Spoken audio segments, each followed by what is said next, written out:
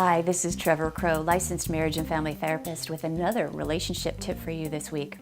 So this week I want to talk about going limbic. I think I mentioned this before. When we're in tight emotional bonds, we get so connected and we need our partner so much, it's an attachment.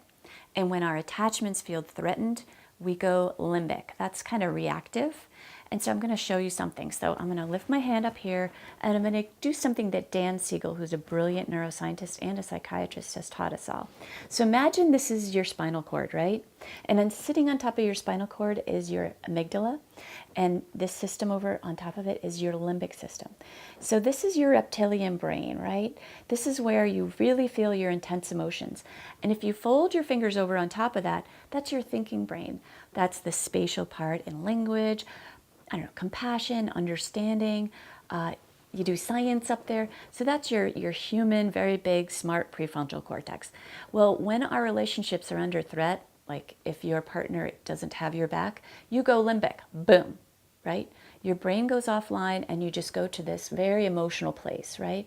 And that means that your cortisol levels are going up, your adrenal glands are releasing adrenaline, and your heartbeat might be going up.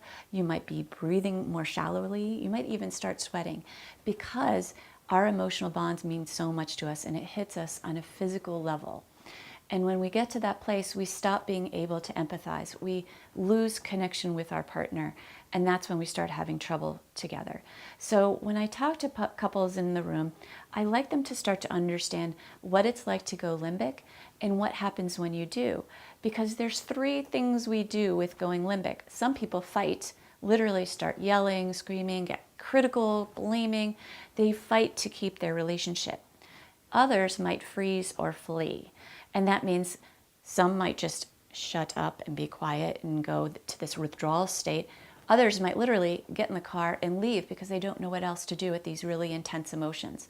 So what I want you to remember when you get to that really reactive place where one of you is either fighting, flying, or freezing, that's that limbic spot, I want you to start thinking about it.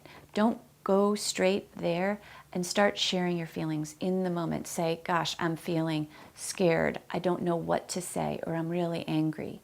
And then you'll shift the conversation. This is important as we start to get better at this. This is a skill set for communicating.